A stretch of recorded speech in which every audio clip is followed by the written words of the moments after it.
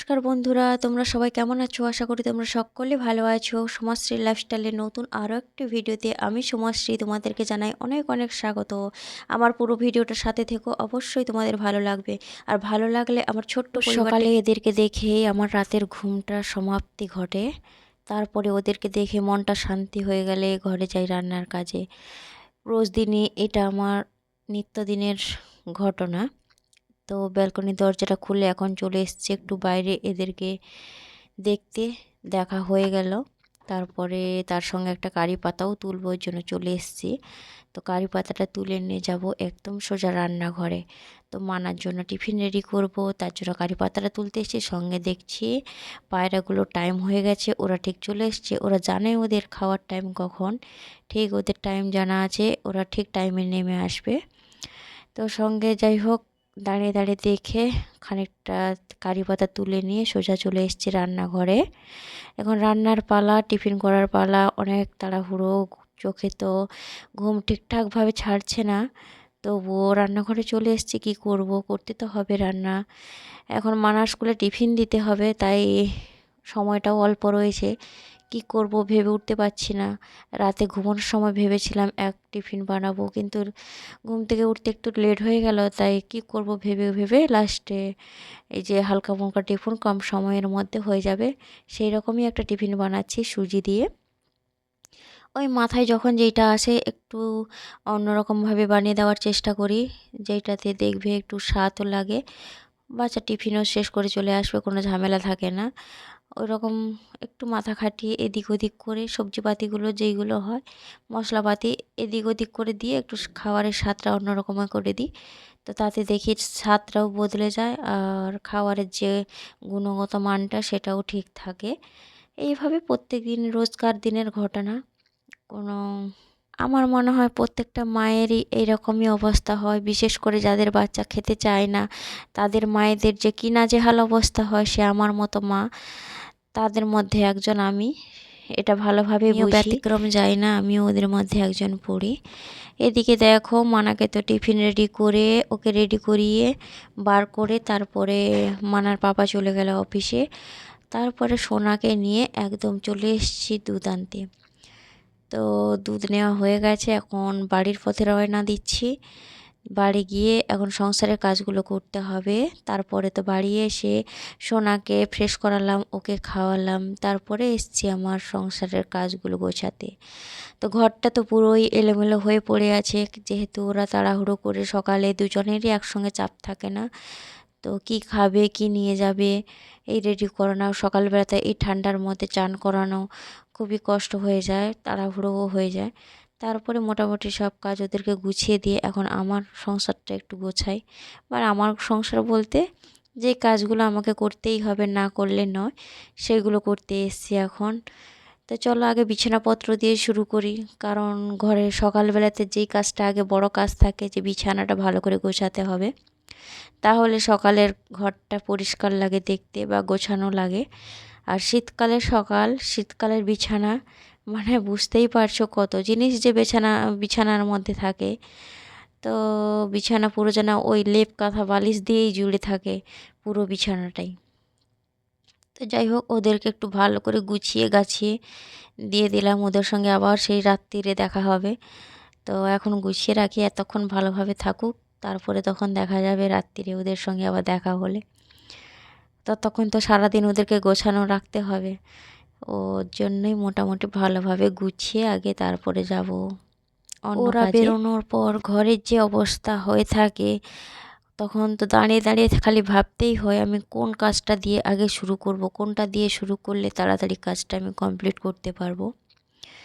তো এদিকে হচ্ছে আমার ঘরে কালকে একজন গেস্ট এসেছিলো, তো তার জন্য কয়েকটা লাইভ কথা বেরিয়েও ছিল, সেগুলোকে এখন গুছিয়ে গুছিয়ে রেখে দিচ্ছি।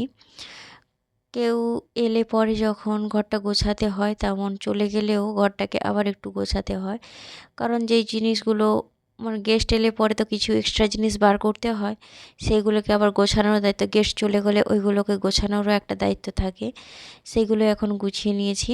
তারপরে গিয়েছিলাম কালকে একটু ক্যান্টিনে, তো দু একটা জিনিস আনার ছিল, সেইগুলোই নিয়ে এসেছিলাম। তো সেগুলোও একটু গুছিয়ে গাছিয়ে রাখছি।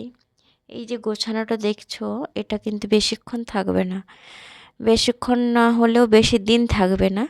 কারণটা তোমরা জানোই যে আমার ঘরে একটা 2 বছরের মেয়ে আছে।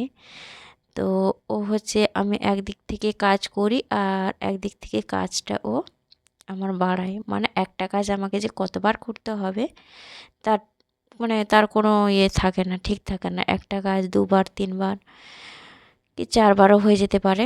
তো এখন তো গুছিয়ে রাখলাম, ঠিক আছে, কিন্তু কতক্ষণ গোছানো থাকবে তা কোনো জানা নেই। তো এদিকে মোটামুটি ঘরের জিনিসপত্রগুলো গুছিয়ে নিয়েছি, বিছানাটাও গুছিয়ে নিয়ে এখন ঘরটা ঝাড় দেব।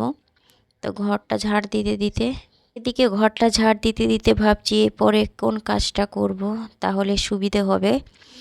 তো সেটাই ভাবছি আর ঘরটা ঝাড় দিচ্ছি। তো সঙ্গে সঙ্গে আমি ফটাফট করে গিয়ে কাজটা করতে পারবো। তো মোটামুটি ঘরটা ঝাড় দিয়ে তারপরে বেরিয়ে যাব, দেখছি কি করা যায়, রান্না করব নাকি জামা কাপড় কাচবো।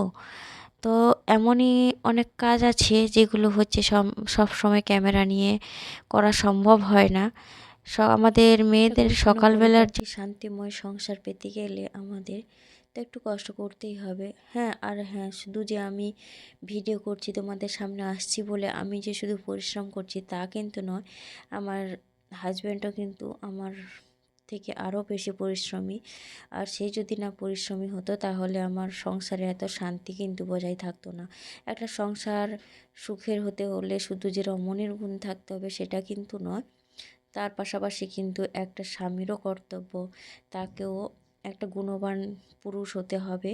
তো তবেই কিন্তু একটা সংসারে শান্তি বজায় থাকে। আমার মনে হয় একটা সংসারে স্ত্রীকে যতটা দায়িত্ববান হতে হয় তার থেকে বেশি মনে হয় একটা পুরুষের দায়িত্বশীলতা। কারণ তার দায়িত্ব থাকে তার স্ত্রীকে ভালো রাখার, তার বাচ্চাকে ভালো রাখার। তো সুতরাং একটা স্ত্রীর থেকে একটা পুরুষের বেশি দায়িত্ব যে একটা সংসারকে দাঁড় করিয়ে রাখার জন্য ভালোভাবে। এইদিকে কথা বলতে বলতে আমার ঘরটাও ঝাড় দেওয়া হয়ে গেছে। এখন ঘর ঝাড় দিয়ে এসে দেখি আমার মেয়ের অবস্থা দেখো, খাটের মধ্যে সব কটা বইয়ের পৃষ্ঠাকে ছিঁড়ে ছিঁড়ে রেখেছে। আর এইটাতে নাকি খেতে দেবে, আমাদের ভাত খেতে দেবে তাই বলছে। ওই হচ্ছে ওর বদমাশি, এই হচ্ছে বললাম না। ও তো এখন বললাম আমি বেলা অনেক ছোট, তো ওই সব আর কাজ করতে পারবো না, যা করছে করুক। এখন আমি যাব সোজা রান্নার কাজে। তো রান্নার কাজটা হয়ে গেলে মনে হয় আমার কাছে যে অনেকটা কাজ হালকা হয়ে গেছে মনে হয়। তো ভাবলাম কি আগে তাহলে রান্নাটা সেরে নিই, তারপরে বাকি কাজগুলো করব।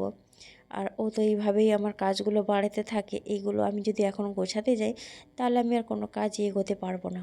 তো সময় মতো আমি রান্নাটাও করতে পারবো না। তো আমাকে রান্নাটাও সময় মতো করতে হবে, তো ওদের খাওয়াতে হবে। তো সুতরাং ওইগুলো থাক পড়ে এখন।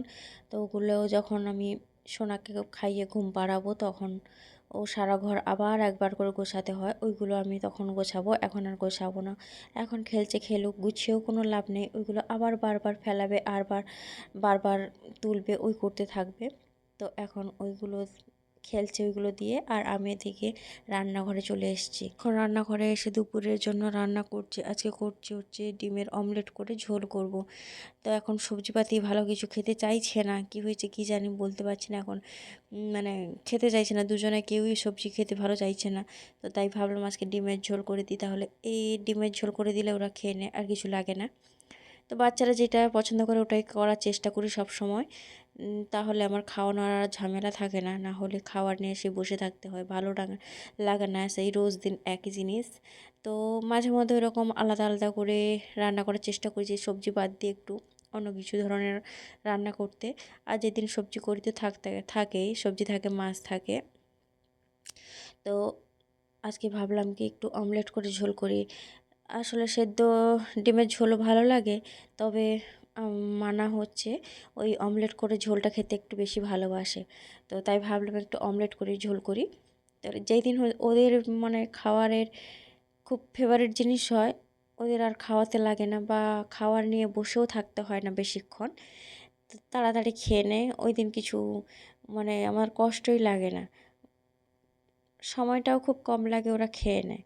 আর যেই দিন সবজিপাতি ওদের পছন্দ মতো হয় না, সবজিপাতি হয়, যেদিন একটু সবজিপাতি বেশি থাকে সেদিন কিন্তু আবার ওদেরকে খাওয়াতে গেলে অনেকটা টাইম লেগে যায়। তো যাই হোক, দেখো এদিকে মোটামুটি আমার অমলেটটা ভাজা হয়ে গেছে। তারপরে মশলাটা কষে নিচ্ছি। মশলাটা কষিয়ে এখন জল দিয়ে তারপরে যাব অন্য কাজগুলো করতে। তো বললামই আজকের ব্লগটা বেশি বড় করব না, কারণ ক্যামেরা অন করে সব কাজ করতে গেলে আমার অনেকটাই লেট হয়ে যাবে। তাহলে আমার সময় মতো কোনো কাজই ঠিকঠাক হবে না। তো এখন যেহেতু মানে বেলা ছোট, তাই আর বেশি কিছু দেখাবো না আজকের ভিডিওতে। আজকে মোটামুটি এই পর্যন্তই রাখলাম, আর বেশি করব না বড়। ওই কারণটা তো বললামই। আমি যদি ভিডিও অন করে কাজগুলো করতে যাই তাহলে অনেকটা দেরি। চলো আজকে ভিডিওটা এই পর্যন্তই।